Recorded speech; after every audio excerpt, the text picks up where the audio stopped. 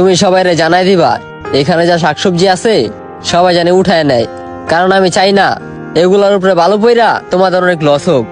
ও ভাই, আপনি তো আম করে অনুমতিটা দিয়েছেন, তো আপনি আবার আমগো এত বড় ক্ষতিটা করতে চাইতেছেন কি লেগা? আর আমি তো ক্ষতি করতে চাইতাছি না, আমগো তো ওইরকম পরিকল্পনা ছিল না।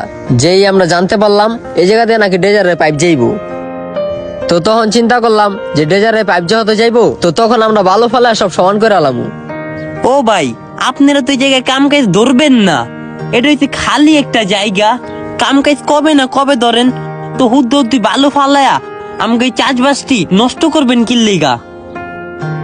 আপনারা টেরেক দিয়ে পরবর্তীতে বালু হালাইলে হইব না? আমরা যদি ডেজার দেয়া ভালো না ফালাই তাহলে আমগো খরচ অনেক বেশি পড়বো, আর যদি ডেজার দেয়া ভালো ফালাই তাহলে আমগো খরচ অনেক কম পড়বো।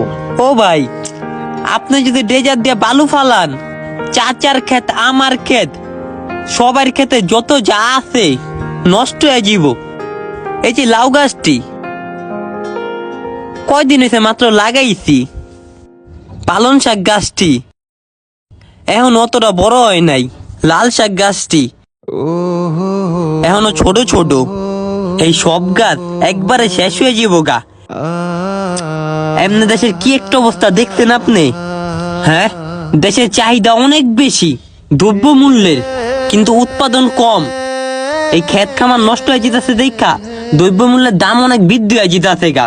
দেহ, আমার তো এখন কিছু করার নাই, আমি যদি ভালো না ফালাই তাহলে তো আমার অনেক লস হয়ে যাইব। ভাই, আপনি যদি অল্প একটু ছাড় দেন না, হয়তো আপনার কষ্ট হইব, কিন্তু দেশের মানুষের সুবিধা হইব। আমগো মতো সাধারণ মানুষের লেগা ভালো হইব, এরা দ্রব্য মূল্যটা একটু কম দামে খাইতে পারবো। আর তা না হইলে তো দ্রব্য মূল্যের দাম অনেক বাইরে যাব গা, এরা শাকসবজি কিনতে পারবো না, কিনতে যে হ্যাঁ কষ্ট হয়ে যাব। দেখেন আমার যে জমিটা, আমার এই জমিতে চাচাগো জমি মিলায়া মোটমাট 1000 মানুষের খাওয়ানোর থেকে উৎপাদন করি। আপনি যদি এই ক্ষেতটারে বালু দিয়া ভইরা আলান তাহলে কি হইব? 1000 মানুষের খাওয়ানে শর্ট পড়ব, শেষে দ্রব্য মূল্যের দাম বৃদ্ধি হয়ে যাব গা, মানুষটা কিনতে পারবো না গো ভাই। আর আপনি যদি আমারে চাষ করতে দেন তাহলে এই 1000 মানুষের পাশাপাশি আমরা চাষাবাদটা আরো বাড়ায়া 2000 মানুষের খাবারের চাহিদাটা মিটাইতে পারবো। আর আপনি যদি এখন জোর জবরটি করেন, আমগো তো এই জায়গায় হাত নাই, জমি আপনার, আমরা চাষাবাদ করি এই জায়গায়, কিন্তু দেশের যে মানুষগুলো আছে না, হ্যাঁ ক্ষতি হয়ে যাব গা।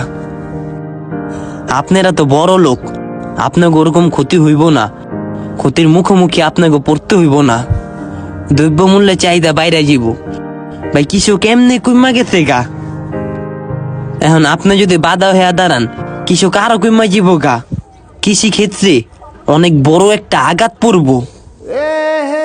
এমনি দেখেন না কি একটা অবস্থা দেশের। হ্যাঁ ও ভাই, আপনার পরে করলে হয় না?